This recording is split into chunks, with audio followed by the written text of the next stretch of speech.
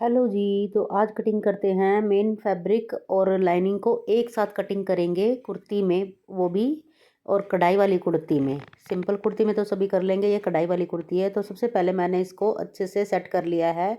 ये है गरम कुर्ती कढ़ाई की।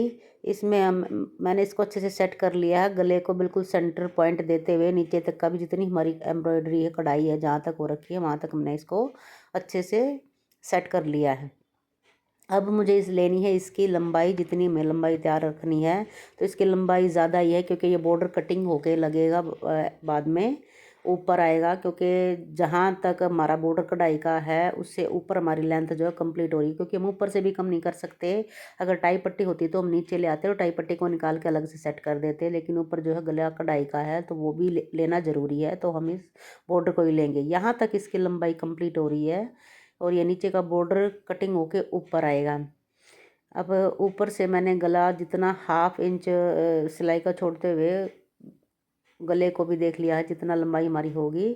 अब मुझे लेना है अपना इनर का फैब्रिक। इसको अच्छे से प्रेस कर लिया है और इसको चौड़ाई में डबल फोल्ड कर लिया है। अब इसको जितना हमें अपना हिप तैयार रखनी है उसमें 2 इंच एक्स्ट्रा लेना है। दोनों तरफ का हो गया 4 इंच, एक साइड का हो जाएगा हमारा 2 इंच एक्स्ट्रा। तो यहाँ तक इतना मुझे अपनी हिप रेडी रखनी है। 20 इंच मेरी जो है 40 हिप है, तो 20 का 40 का चौथा हिस्सा 10 इंच है। तो मैंने इसमें 12 सवा 12 इंच ले लिया, क्योंकि किनारी है वो भी कटिंग होगी। तो अब इसको जहाँ ऊपर से गले से मैंने इसकी लंबाई सेट की है जहाँ से, वहाँ पर इसको अच्छे से सेट कर लेना है। नीचे से पहले इसको कटिंग कर देंगे, क्योंकि ये जितनी लेंथ है उस हिसाब से फिर कटिंग करके ऊपर आ जाएगा। इसको मैंने एक्स्ट्रा फैब्रिक को अलग कर दिया है। अब एक बार नीचे से लाइनिंग को भी हमें सीधा कर लेना है, इस तरह से बिल्कुल स्ट्रेट कर लेना है। अब हमें अपने इस पर अपनी मार्किंग करनी है कुर्ती की, जो हम कुर्ती पर करते अब वो सीधी हम इसके ऊपर लाइनिंग पर करेंगे, जो कि हमारी दोनों पर आ जाएगी। मैंने इसका तीरा लिया है 6.5 इंच और इसका आर्म होल लिया है 7 इंच। 1/2 इंच ऊपर से डाउन कर दिया। 7 इंच लेने के बाद मैंने 1/2 इंच ऊपर से कंधे को डाउन किया है। अब इसकी चेस्ट ली है मैंने। चेस्ट है इसकी 38 और कमर है इसकी 34 इंच और हिप है इसकी 40 इंच।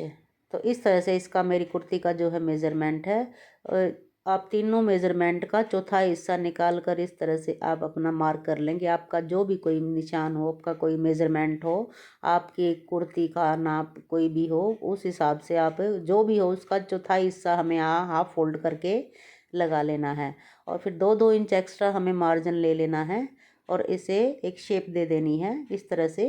ये एक्स्ट्रा मार्जिन सिलाई के लिए। अब ये देखिए, ये इस तरह से नीचे तक मार्क हमने कर लिया है। अब 1.5 इंच पर यहाँ पर हम अपना आर्म होल वाली शेप देंगे। ये बैक पार्ट की शेप है, फ्रंट पार्ट की शेप। यहाँ से जो हमने बॉक्स बनाया था यहाँ से 1/2 इंच अंदर निशान लगा के ये सीधा करके यहाँ से हमारी शेप आएगी अंदर वाले आर्म होल की। ये देखिए इस तरह से।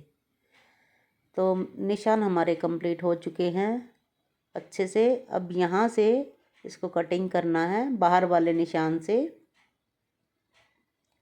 किनारी चाहे आपकी लाइनिंग की हो या मेन फैब्रिक की हो, किनारी को हमें हमेशा कटिंग कर देना है। अगर बिल्कुल ही आपके पास फैब्रिक नहीं है तो भी एक पैर की किनारी तो आप कटिंग करेंगे ही, नहीं तो ये खिंचाव में आएगी।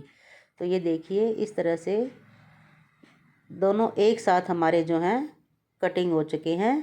लाइनिंग और मेन फैब्रिक अलग अलग से कटिंग करने की कोई ज़रूरत नहीं पड़ी हमें। हमारा टाइम भी बचता है और अच्छे से हमारे दोनों की सेटिंग भी अच्छे से हो जाती है। मेरी वीडियो अच्छी लगे तो कमेंट बॉक्स में कमेंट करना, लाइक शेयर और सब्सक्राइब करना।